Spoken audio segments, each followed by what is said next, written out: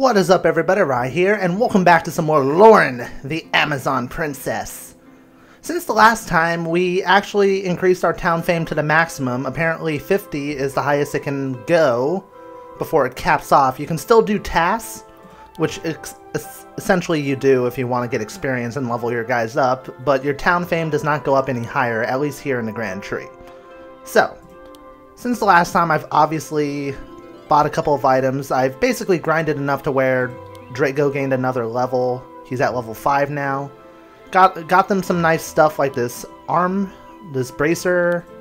I got Saren a bunch of trinkets like the Necklace of Strength, which gives attack and damage, and the Mercenary's Ring, which gives attack and damage and speed. It improved his armor. Basically, I got a lot of him jewelry, at least who I could. I got Ramus, a Necklace of Strength as well, so overall I feel very content with where I am in terms of my characters. I could grind more, but I'm just going to continue onward because I only get about 30 to 40 experience now, which doesn't really... It'd take forever to grind, basically, is what I'm saying. As you can see, Mirf is out of our group because she has to do the divination ceremony, which we will join now. The party was well rested and fully prepared to travel again. Loren was anxious to find her mother, but the elves warned her not to disrupt Elder Druid Mirf's divination ceremony or it would be ruined. After the longest several days in her life, Loren was finally approached by Mirf herself. The druid smiled warmly. "Well? I have seen her." Loren's heart jumped and she rushed towards Mirf with eagerness. Oh man, it's kind of nice to see Loren react like this. She is in a swamp, the swamps north of Grimoire. She was with a man. Oh wait, no, I have to do it in the voice. For Mirf, I have this very low and luscious voice. She is in a swamp, the swamps north of Grimoire. She was with a man. A man? My mother travels with no men. That is what I saw. Loren concluded that her mother was being held captive by this man and that there was no time to lose. I must leave immediately. She walked away from Mirf without another word. The druid squeaked from being left behind and hurried after the princess. You could have said thank you. Please wait. There is much to discuss. Saren walked up and saw the druid chasing his mistress. What's going on? Saren, good. Be prepared to leave shortly. I will tell the others. Princess Loren. But the princess did not listen and hurried away. Mirf let out a heavy sigh and turned to Saren in defeat. She has already heard what she needed to hear and will listen to nothing else. How was your divination process? Have you recovered? The elder druid smiled from the unexpected concern. Oh yes, it went very well, thank you. What did you need to tell her? I will pass it on for you. It's the sword, the hawk blade. Saren shifted to give Mirf his full attention. The revelation of the sword had been bothering him, too. We found it in such a hurry that I don't believe she realizes the importance of that weapon. It may look like just a sword, but you saw how it glowed in her hands. The ancient swords have only glowed for the greatest warriors whom this world has ever known. Every person who has wielded one of those weapons has changed the world in some significant way. The gods have selected this Amazon princess for some great purpose, and I will not wait in the forest to find out what it is. Are you preparing to follow us? For the sword? The sword, yes, and because I've grown fond of you, and your party's company. Saren smirked involuntarily. Look at that blush on his face. They were certainly a colorful bunch. His anxiousness seemed to calm, knowing that he would not have to soon part from this beautiful druid. If that sword is destined to shape this world, I need to make sure that it's not for the worse. Do you not trust Loren to handle this responsibility? I wouldn't! No, I do trust her. I meant that I hope she does not fall into the wrong hands. Someone could manipulate her to use the sword for evil. Like whom? Like the Empire, of course. Why would they use it for evil? Because they are humans like I am? I'm... Just then, an arrow shot through the air between Mirf and Saren, lodging in a nearby tree. The druid shrieked and grabbed her head in pain. Oh yeah, because when the trees are injured, so is she. Saren pulled out his weapon to protect her. Tis, tis, tis, bad girl. Mirf immediately relaxed. She looked up into the trees where the unknown voice had called from. Who's there? Come down! Ray. You know, visitors don't appreciate your random demonstrations of marksmanship. Are you not bothered he just hurt one of your precious trees? A demonstration? Is that what you call almost murdering us? Rest assured, if I wanted you dead, you'd be so. They could still not see who was teasing them, but Mir seemed to know him well. Do not mind him. No, don't mind the questionable elf in the trees with a loaded crossbow and remarkable shot. Ray! The hidden elf's laughter fell down on them and then stopped. They searched the canopy for any sign of him. They grew tense the longer they heard and saw nothing. Not a rustle of a branch, or even a movement of a leaf. Hello. And then suddenly there was rustling from the tree directly above them. A green-clad elf by the name of Link jumped down, grinning deviously. Surprise! Mirf whacked his arm with her staff. How many times have I told you not to do that? It gives me a headache. Now, apologize. Ray sighed and turned towards the tree that he had just leapt down from. He yanked out the bolt that he had wedged into it a moment ago. I am very sorry, love. I see that I shot you. Did I hurt you much? He leaned towards the trunk and massaged the bark where his bolt had made an indentation. Would you like me to kiss it and make it better?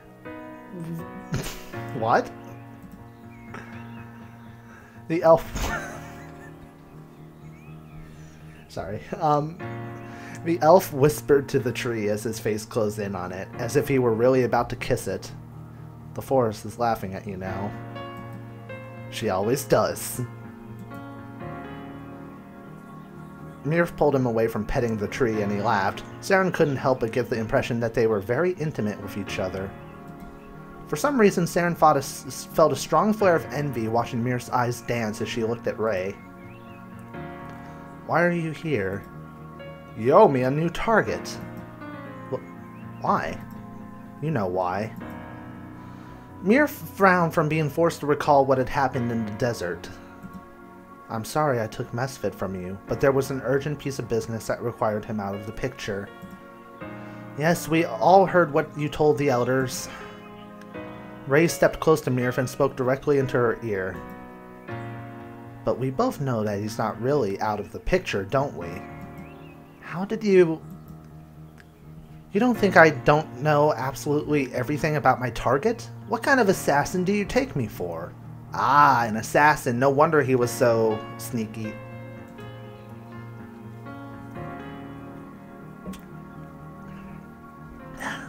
Some nice soda just to kind of cleanse my palate for the next several lines of text. Do not tell anyone, Ray. I'm begging you. You know I wouldn't, if I don't have to. Though it would be very awful if everyone were to know that the Elder Druid is protecting the Dark Elves' rogue leader. You don't understand. Saren pulled Ray's attention away from Mirf. He took a step towards him in the resulting silence.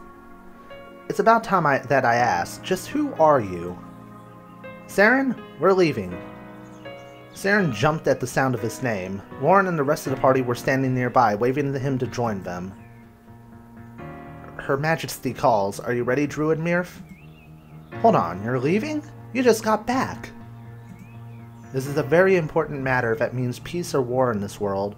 I must follow Princess Loren of the Amazons if I wish to really protect the forests. Oh, so this man is taking you away? Don't believe his lies. You belong in the forest. You belong with me, baby. Do do do do do do do do. Saren growled and took a step towards the elf assassin. She made this decision on her own. Nonsense. You're not leaving for anywhere without me. Ray, I am perfectly capable of taking care of myself. Yes, but now you have a debt to pay me. I know you'll come across some worthy targets to make it up to me. You just can't leave me empty-handed and walk away. What is this hold-up? We must not waste any more time here. Loren finally approached with a scowl on her face from being held up. Ah, Your Majesty. Druid Mirth would like to follow us on our journey. You want to leave the forest again? You could hardly breathe in the desert. The desert is very dry and devoid of life, so it was especially troubling, but I assure you that I am comfortable enough outside of the forest to travel with you. Your magic has proved useful from what I've seen, and I may need your divination in the future. I have no problems with you traveling with us. And me? Excuse me? Ray, no, you're staying here. You owe me, for mess fit. You'd outright disobey your elder sister's orders? For one, you're not my real sister. And yes. Saren felt like laughing after learning that they were acting as two siblings, not two lovers. The knot in his stomach melted away. Really? Saren has the hots for Mir— well, I can't really blame him, actually. Have you seen what she's wearing? Not much. And what about an elder druid's? Maybe. This is not a vacation. We are headed straight for the unforgiving swamps. Ray's eyes seemed to sparkle from just hearing the destination. After a beat of silence and looking into her brother's pleading eyes, she sighed. Princess Loren, this elf is an unparalleled assassin and master of the crossbow. His help would be invaluable. Plus, he just won't get out of my friggin' hair. Ray bowed elegantly before Loren, but she remained unmoved. Saren knew that it was simply because he was a man and standing between her and her mother. You seem like a strong woman, capable of giving me plenty of exciting prey to hunt. I would be honored to fight alongside you. If it would get us to leave this forest any faster, as you wish. Ray perked up at his acceptance, curt as it was. He threw a cocky smile over at Mirth, who just shook her head. Now let's go. My mother is in danger and we should not forget that again.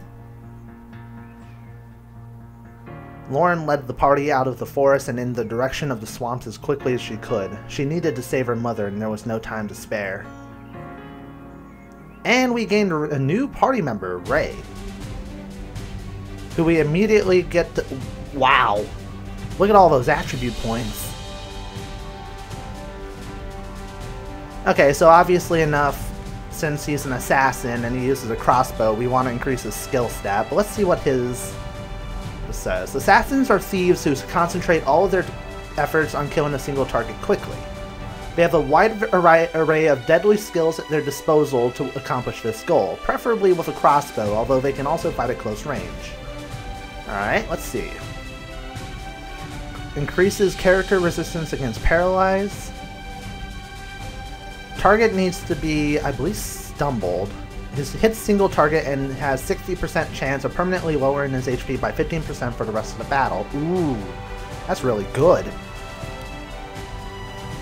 Hits single target for 110% damage and has 30% chances of causing confused condition for 3 turns. Oh man, that's really good too.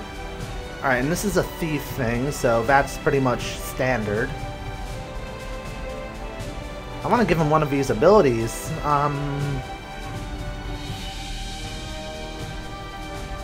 Oops. Let's give him Bleeding Strike, which opens up Deadly Strike. Hits a single burning, frozen, or tired target, causing 40% of target's actual HP damage, if not boss. I can also...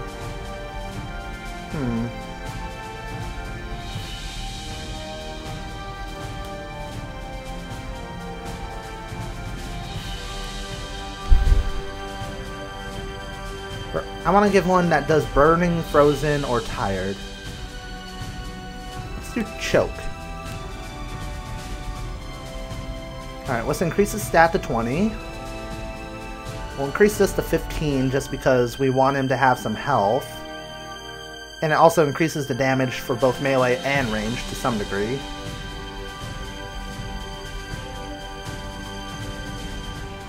Does this increase? Just because I hate leaving that. I like putting points or dumping them in slots that don't make sense.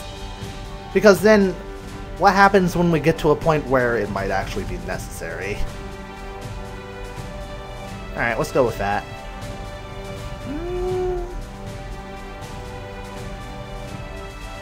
There.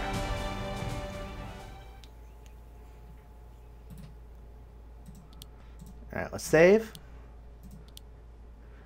Loren would realize that her hurried approval of Ray's company would come back to haunt her as she now had herself surrounded with yet another man who seemed to try his best to grate on her nerves.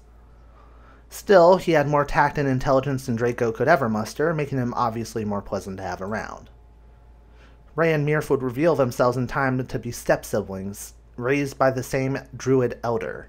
His parents had been killed by dark elves and he had been abandoned in the forests. Knowing the Dark Elves played such a cruel role in their lives explained their initial hostility towards Dark Elves and Ray's eventual disapproval of their acceptance back into the forests.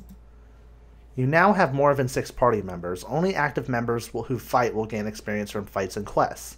However, you can still level up everyone by alternating the formation and returning to old places such as the Vork Lair.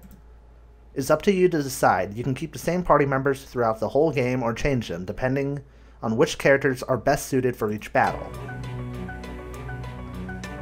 There we go. So we can return to the Grand Tree, the Dark Elves, the Vork Lair.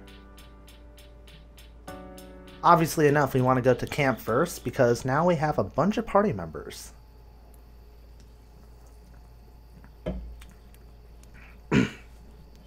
I have to say that I approve of the story as it's going so far. It's really, really cool. How's Ramus doing? Or Ramus? He's doing fine. There ain't a reason for him not to be. He's over his lost cart and he wants to help Loren out for sure. Excellent. By the way, I see you two hanging out a lot. Oh, I expect it's because we're both dwarves and all that. I don't get to talk to a lot of them, honestly. Not many dwarves in Grimoire? Blast no! Ain't nobody like anyone who ain't a human in Grimoire. People like them when they're just passing through, but not else.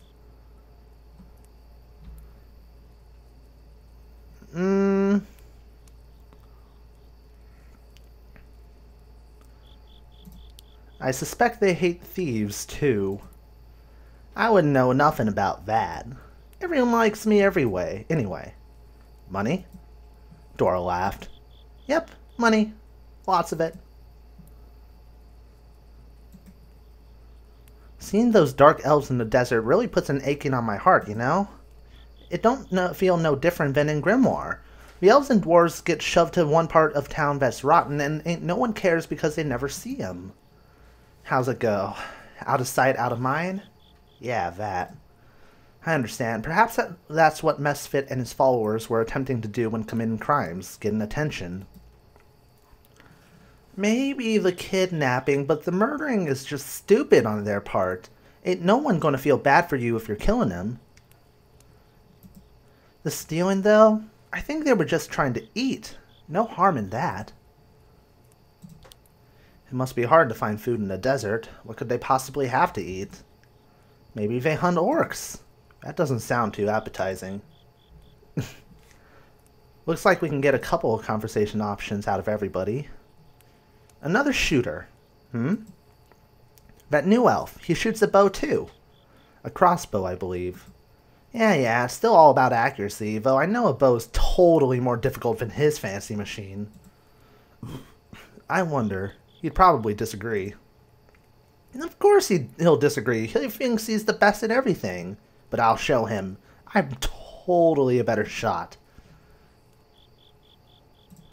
I think he'd love a legitimate competition. He's trying to find them and everything anyway. And it's about time he lost. Dora stretched her bowstring with a devious smile. Oh, hi again. Okay, so it seems like you get 3 conversations with each person every time something new happens in the plot, which means we're going to be spending a lot of time in the camp area. I know. I feel bad for those dark elves, don't you? Oh, no. Get my Draco voice. I feel bad for those dark elves, don't you? Those poor elves. They don't deserve to be treated like that. Right? It's terrible. Everyone in the world is so set on picking reasons to hate each other. I don't even understand why. If it's not who you are, it's where you're from or what you look like. Is that why you hide your ears behind your hair? What? Oh, right. You know about that. It's just easier to hide them than to explain I'm not from the forest and yak, yak, yak. Still, the world should be a place where no one feels bad for how they look or where they were born or anything else they can't control. I find it hard to argue with that. I hope one day that Erevorn becomes that place. Me too. I love elvish clothing, but I kill for Empire cuisine. Why can't we love both? I see your heart is in the right place. Ah, okay. Okay, so it varies. I think I'm about out of time for this episode, although we will definitely continue onward with more Loren the Amazon Princess. In terms of the 6 characters who we've met, actually let's exclude Link from the picture here because he just joined. In terms of my favorite characters, I almost want to say Draco and Dora. Draco's like super funny, like he is a hoot. And Dora, Dora, no. She's feisty. Loren is kind of polarizing in the sense that, you know, she's very, very impulsive. I like Mir, she's very level-headed, and Rammus, I haven't seen enough, like, conversation options with Rammus to really get a gauge for him, although I guess we'll be seeing that next, so, yeah. Hopefully you guys enjoyed the video. If you did, I encourage you to leave a like as it helps and benefits the growth of the channel and tells me you guys are enjoying the playthrough. I am Rye. Next time we will talk to the remaining 4 party members and continue on with probably visiting old areas. You know, you never know what you might find. So, happy gaming everybody. See you soon.